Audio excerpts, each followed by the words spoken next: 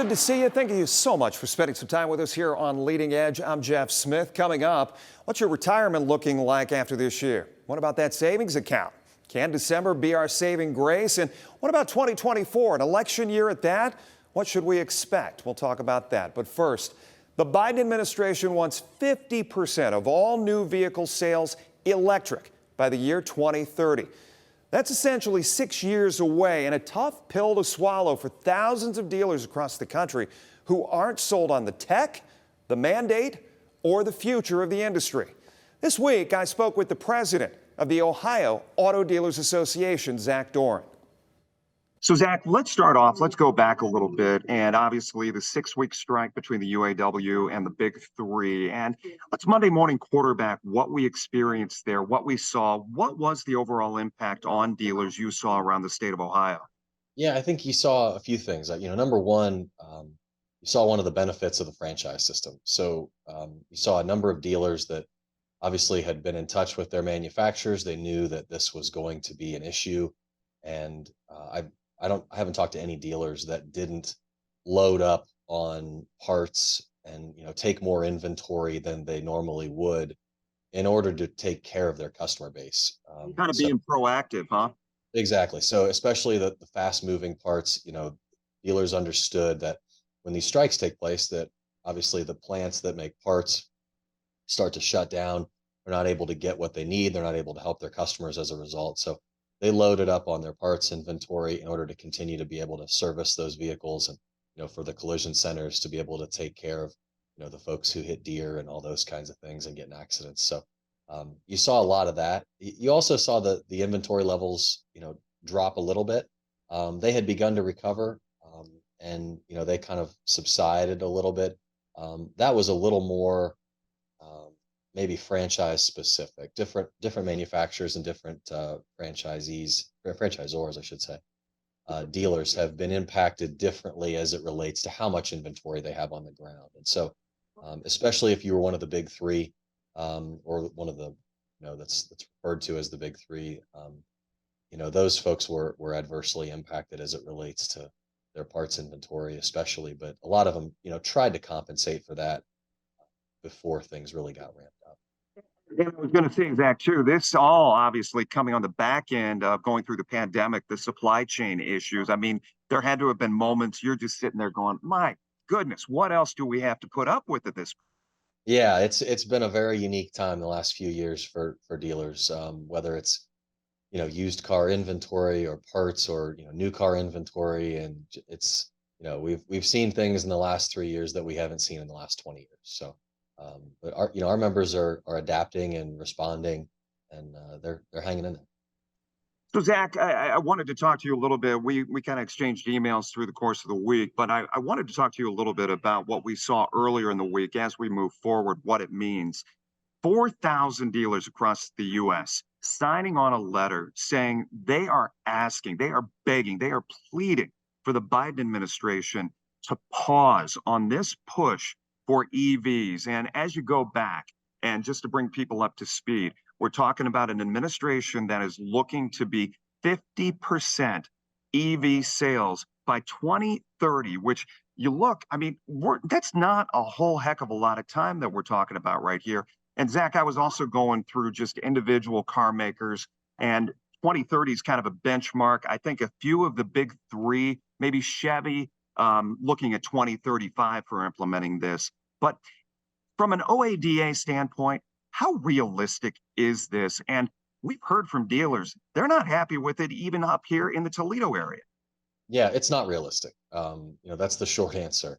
We're almost into 2024. The average vehicle on the road today is 12 years old.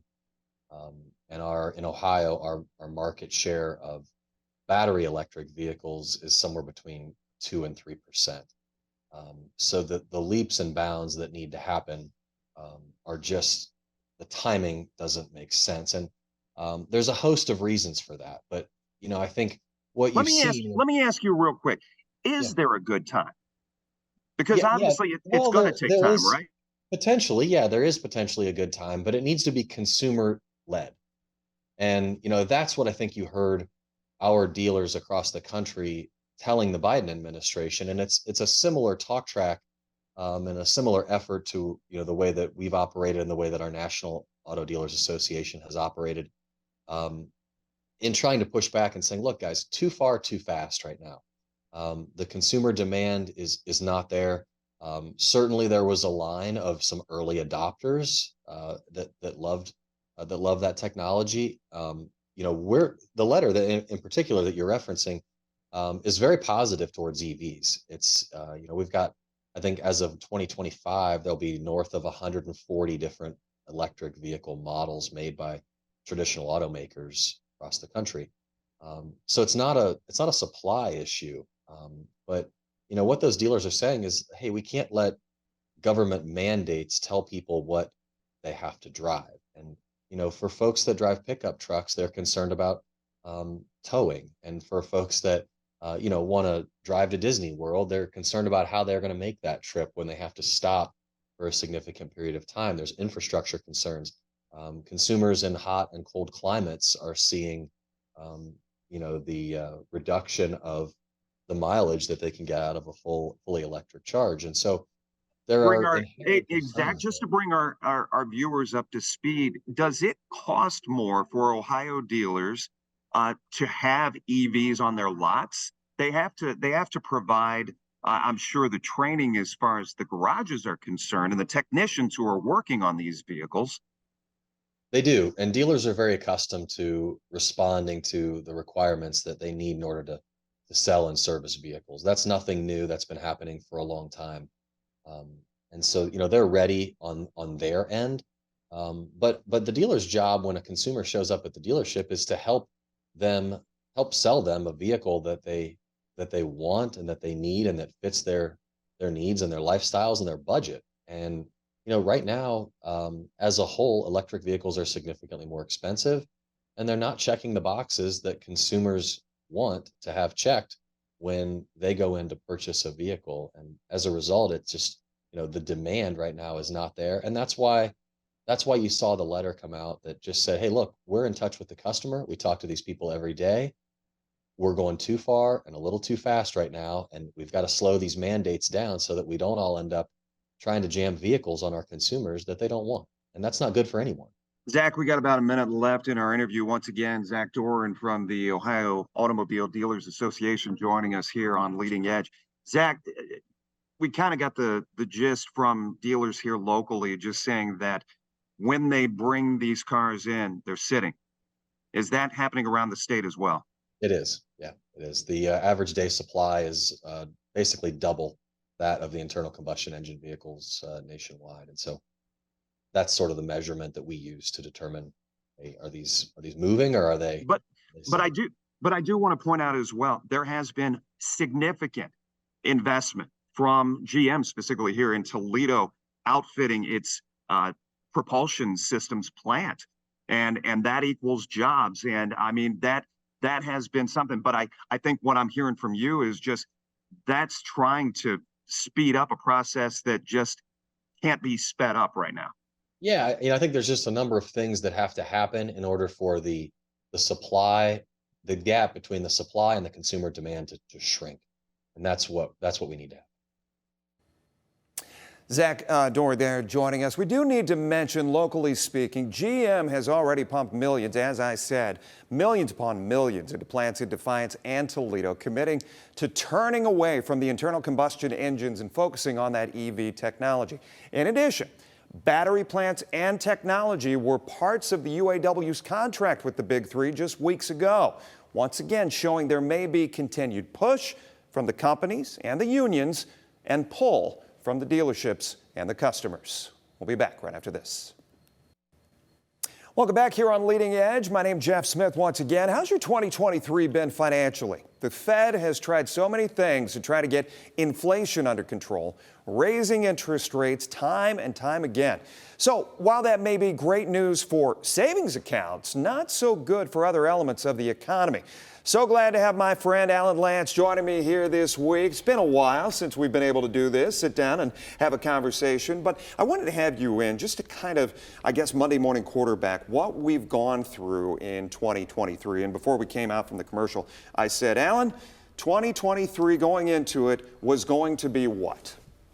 Well, 23, we came off of a couple years in a row of bonds going down because interest rates started edging up, and that put pressure on the stock market. So 2022, the stock market was down, went down severely, and that created an opportunity. So we thought 23 was a good chance for the market to rebound, and that's what happened. It was still negative for bonds. The last 3 years have been the worst period for bonds in the history of the country. No kidding. So yeah, if you bought a 30-year treasury at 1% 2-3 years ago, you'd be down 15% in principal, and you're getting 1% for the next 28 years. And it did make sense to have that kind of risk for 1% return. Stocks, on the other hand, 7 months straight up, 23, 3 months down, went down about 10% as far as August, September, October. November, best November in history.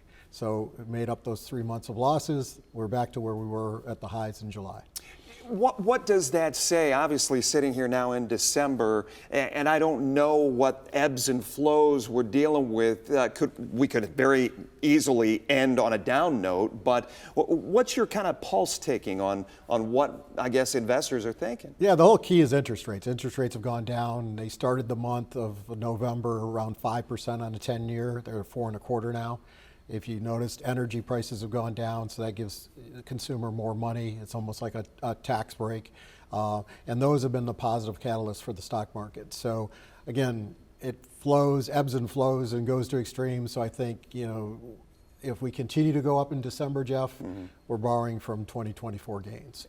And we've heard from the Fed, kind of a cautious pullback on the rate increases. What does that mean going forward? Well, that's what's happening is now everybody's predicting that there'll be rate cuts in 2024. And I think that's getting over-exaggerated. So I think 24 will be a more challenging year.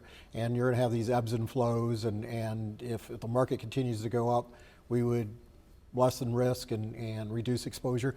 On the other end of the spectrum, there's a lot of stocks that haven't done that much. Apple and Microsoft the last 10 years have done 25 and 26% annually, respectively, while you've got like a Ford that the last 10 years has lost money. Owens, Illinois has lost 7% a year the last 10 years. So you got to be in the right areas. I think tech with AI is still a good area, but we wouldn't chase it because it's up so much. Yeah. So there's no way Apple, Microsoft, NVIDIA can do these gains of 25, 30% a year the next 10 years. They're just too big now. So it's a matter of finding the right strategy and not taking risk. And when you take risks, make sure you get rewarded for it. Let me ask you this from a perspective of what you see day in and day out. And once again, Alan Lance joining us, talking about finances in 2023 and going into 2024. But when you look at the old guard, some of the names that you threw out there, you talk Ford, you talk OI, you talk Owens Corning, some of those that are more familiar to these parts. But what is, the sentiment, the mind thinking as far as those companies being able to show real gains in this climate, in this future, what we're looking at? Yeah, I think it's challenging. I mean, if you look at Ford, your previous segment, talking about the money they spend EV and there's not the demand, it's consumer demand. You can't force consumers to buy. So they've spent all this money and you're not going to get that back. And when you got something like AI, where that's going to be productive gains that can be fed across the board from healthcare to whatever sector, that's why we still feel comfortable with technology. Healthcare, it's getting hit, different corners. We've seen that locally, right? Exactly. Yeah. So those are areas that you have to be careful of. Energy, it depends on the economy. I was just went through Europe, and I still think U.S. is a better place to invest. We still see the Europeans wanting to invest in the U.S., both real estate, stocks, everything. Let me stop you there and ask for some of those who maybe are more aggressive as far as their 401k approach is concerned. And when you look at going international, you just returned from an international trip where you were seeing how things are overseas. But with all the unrest, with all the uncertainty, going into an election year, Alan, I mean, what is the smart play?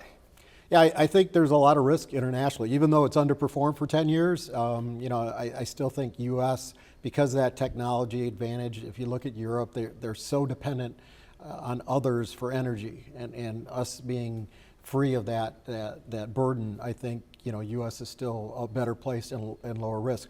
Geopolitically, there's just so much going on. Again, it's added levels of risk, like you're saying. So why take that risk of going, overseas? So again, I think the smart investor, even though, technically you could say, international's underperformed, time to get in.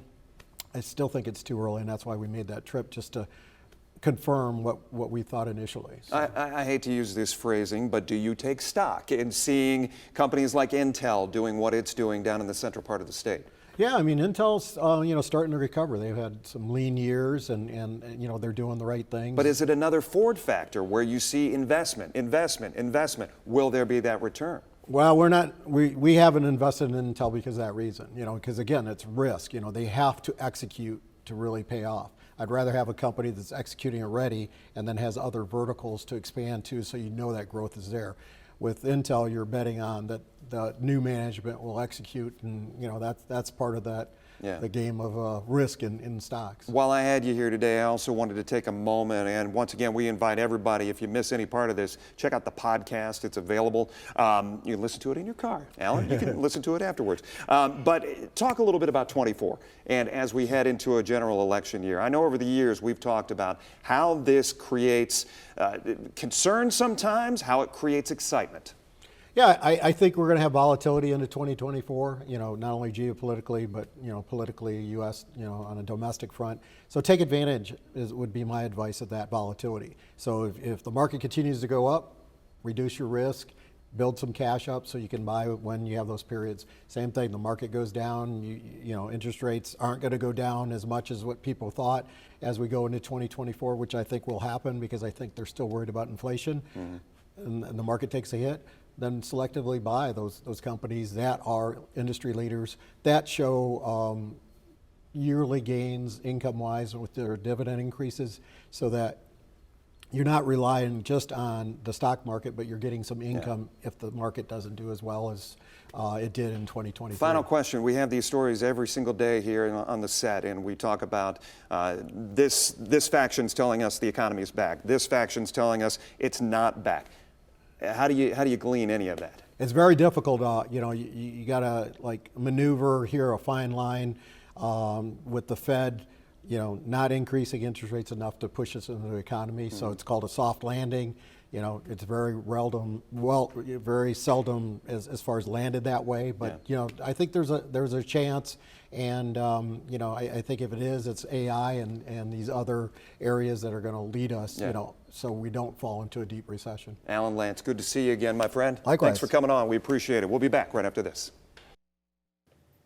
Welcome back. We here at WTOL 11, we are counting down the days before an annual effort close to the heart here at our station. Our Gift of Joy Toy Drop. We are collecting new unwrapped toys for babies all the way to teens, but it is, without a doubt, one of our favorite days of the year. Kevin Milliken from Lucas County Children's Services, our partner in all of this, and has been over the last couple of years. This is a great day we're looking forward to. It sure is. And, when people drive through the parking lot, with trailer loads of toys, it's like, it's got to be a good feeling on that end. I'm on the other end, where you guys are so busy running a truck back and forth. Me and the high school toy teams are unloading all that and then getting it up to the toy room throughout the day. But you know what?